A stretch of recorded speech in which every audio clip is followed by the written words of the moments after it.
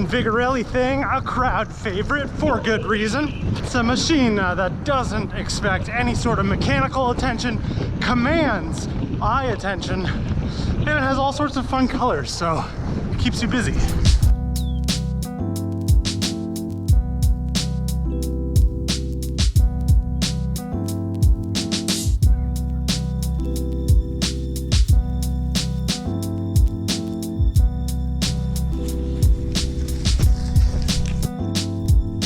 Isn't that just nice on the eyeballs?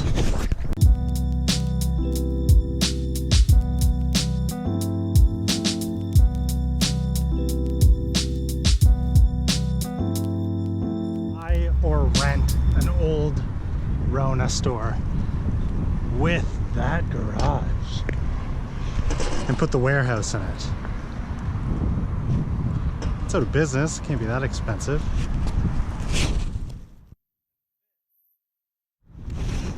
As the Spindat Dream Warehouse.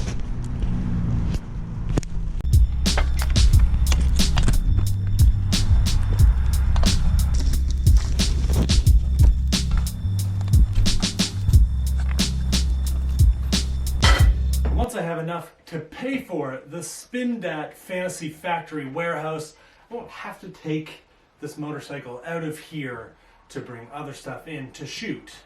There'll be so much more space.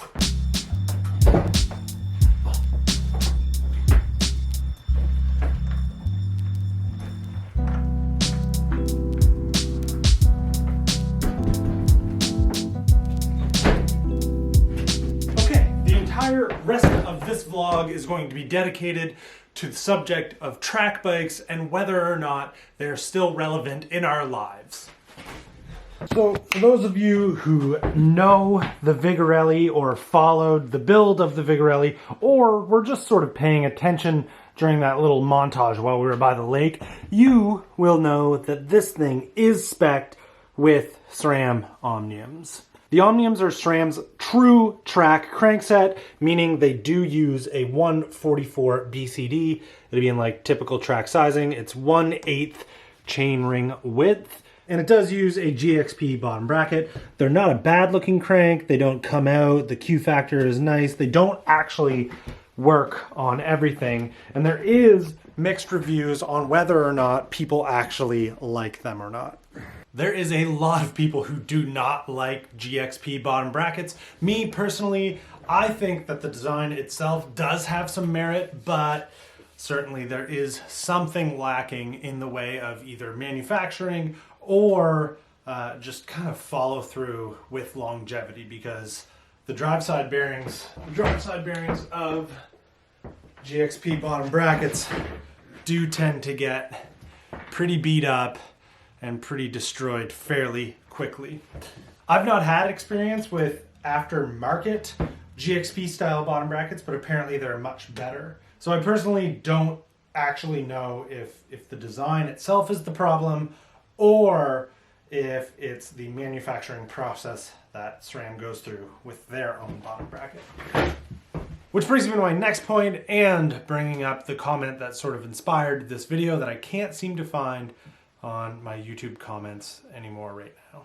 It was in reply to the fact that very recently, within the last 2 weeks, SRAM has discontinued the manufacturing and the production of the Omnium track crankset, meaning they no longer have a 144 BCD crankset offering in their lineup or in their portfolio whatsoever. And the basis of the comment was, now that SRAM has discontinued the Omniums, is that the signs, is this the beginnings of the end of track bikes in general? And the answer to that is just a very simple and resounding, confident no. And I say that with so much confidence for a multitude of reasons. First being exactly what I just sort of talked about before getting into this. And when you consider the SRAM portfolio for track products, it makes sense that they would just kind of give it up. I can't, off the top of my head, without looking for any real track products, anything from SRAM that really pops into my head. Nothing that I'm like, oh yeah, no, of course they make that stuff. You just don't see it very often. Because I don't even know if Zip has a track hub. Now I need to check. Okay, yeah, they do, but geez, you don't hear them coming up very often. Anyway, it's impossible to tell because when you actually go on their website, there's a huge emphasis on drop bar bikes for gravel and pure road and mountain bikes. There's nothing really on there for track. It just doesn't really seem to be something wildly in their wheelhouse or on their radar right now. I actually wouldn't be super surprised to see them actually do some sort of resurgence with like newer, better compatibility, possibly in the next, I don't know, when's coronavirus going to be over? Besides, point 2 is there's an absurd amount of offerings from just about every other company out there. FSA, Rotor, Sagino, Shimano, they're all over the place. I also think it would be unwise to not take into consideration the appetite for off-road riding in every aspect of bicycling. Just like gravel kind of took over for a lot of road riders, I can't help but feel like track lacrosse is probably a very appetizing looking option to most people who liked to ride a track bike on the street, or hell, even on the track. The gearing on a track lacrosse bike, while this is still a tall gear, is certainly less than what you would have on this. And to achieve that, you kind of need to omit that 144 BCD Spider in lieu of either a 130 that I have on here so that you can run a smaller chainring, or probably more notably, a lot of 110s. Ultimately, what I would actually like to have on this would just be a spiderless offering, just like a direct mount chainring with any size I could possibly want. Probably be a little more fun in the off-road world. Does look good dirty though. So it would sort of make sense that if a lot of people are going towards direct mount chain rings so they can get smaller sizes than what a 144 BCD will allow, that there's possibly less demand for a true track crankset in a portfolio that doesn't really support any other track stuff anyway. So it sort of makes sense as a business decision to maybe get away from that a little bit and focus some efforts somewhere else. But to say that a decision from a primarily road and mountain bike company to discontinue any track stuff is an indication that the track world is kind of coming to an end, coming to a close. I think is fairly nearsighted and not seeing like the large picture of things. Oh, good news.